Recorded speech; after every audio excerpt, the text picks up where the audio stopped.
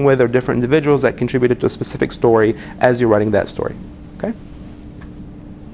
It's a little complicated. So you wouldn't want a blog post for each of those things. It's just part of a bigger blog post. It is. So this person wrote one blog post, and he acknowledges Wes for helping with the story, and he says the story relates to a TV show called Duets, and this is the page where is actually publishing the story called Celebuzz or Celebrity Buzz.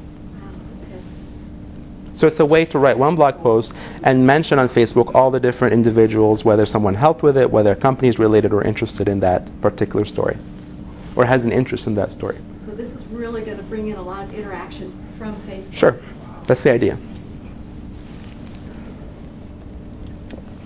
This is an optional feature where you can set it up where if I'm an author of a blog post, I can have it automatically show up on my timeline. So when I write a story, it automatically shows up on my timeline. This is an optional feature. You can do that.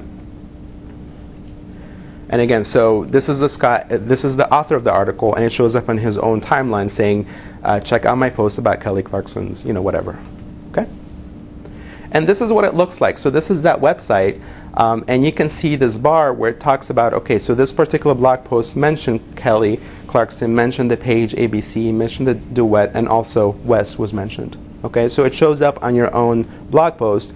The value of that is questionable. Well, how many people are going to actually pay attention to see that? But the true value is on actually spreading that post or posting that content on the different timelines of those different pages, right? So people might say, well, who's going to pay attention to that? Well, that's not. This is just, kind of a link here to the different things.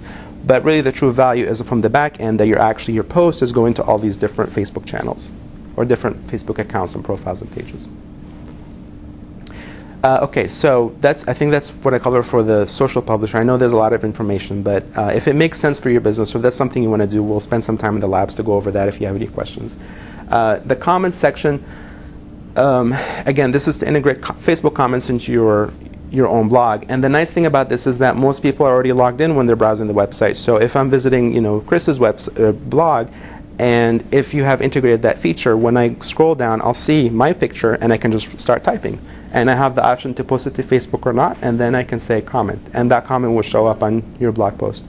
The only caveat to that is if you already have an existing WordPress comment system, or if you already have a lot of comments on your previous blog post, that could become a challenge. They're kind of competing for each other. And actually, the Facebook knows about this problem. Is if you already have a blog with a lot of comments on there, this is going to replace that system. Okay, so you may want to think about if you already have a lot of comments you want to keep there. You may not integrate that until Facebook addresses this question. So you can, at this point, have both the native WordPress commenting system as well as this Facebook system. Yes? What if you're not friends on Facebook? Oh, that doesn't matter. You're using your Facebook account to comment on someone's. You just have to be logged into your own Facebook. Okay, no, I'm thinking if somebody comes to your blog and they're not your friend and makes a comment. That's fine. And it will still go on your Facebook timeline? What if it's spam? Well, it's going to go on their Facebook timeline, not on yours. Okay. So it will go on. Yeah? Did you have a question? This is more complicated than I realized. Well, you can test it and check it. So to see, what you're getting from it, that would be the best thing to do. So if I go on your blog, for example, read it, and I want to make a comment, I'm commenting, but that comment's showing up on my timeline? Yeah. It's showing that you commented on my website, yeah. Okay, but not on yours? No, I don't. Okay. That's how well, actually, let me check it. Yeah? Is there a feature on there where you can schedule it to post onto Facebook at a certain time or date? I think they came out with that new feature, but that's not really related to this. So it just posts onto Facebook whenever you put it. Whenever someone types something and click post, it posts at that point, yeah. But there's a different feature for that, though. They do have a scheduler for that. Can you schedule WordPress posts? Oh, yeah. Yeah. Yeah. So that would take care of maybe what she's asking? I don't think so. If I understood correctly, your question is about can you schedule things showing up on timeline, right?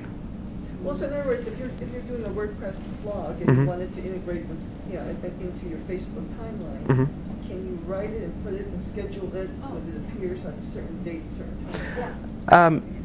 Not if the post is published. So the way to control that is to control when the post is published. I don't know if there's a way to tell Facebook. Not after it's published. Yeah, after it's published, I think you can't say, if you have it automated, you can't schedule that process.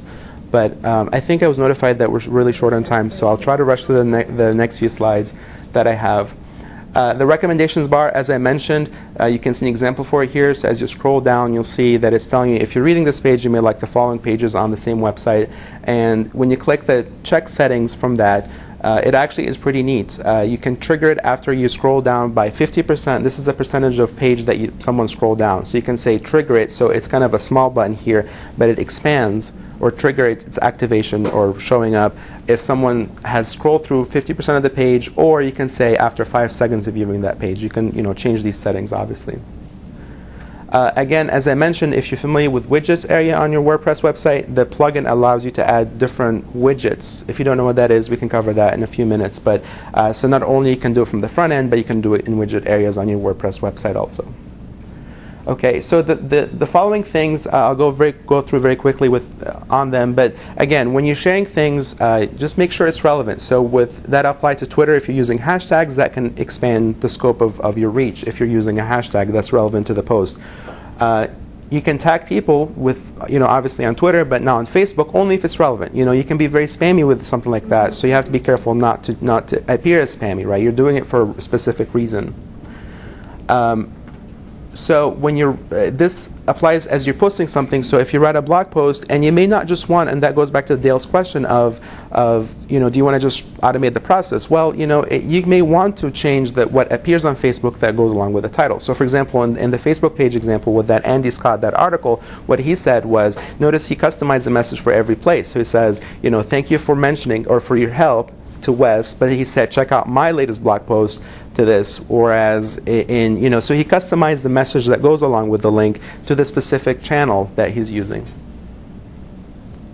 The one thing that always you have to keep in mind is social media in any channel is not a broadcast. It's not just a free space. It's not a one-way conversation where you can just blast things out. You have to keep in mind it's a conversation, and no one will connect with you or care if you sound like a robot, or all you say is just look at me and how wonderful I am, right? So you have to engage people to do that.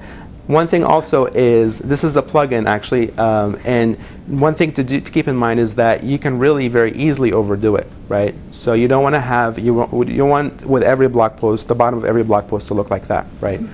And one final piece is that, again, that is consistent with your strategy, right? So what is your goal from using social media? And I had a screenshot here of analytics, because it's important to know what your goals are. That way you can measure it to figure out if you're effective in that or not, right? If you don't know what your goals are from your social media, you don't know if it's effective, you don't know if it's doing the job or not. So you have to find measurable tasks, that way you can measure to see how effective you are in your social media efforts. And that's it. Thank you for your time.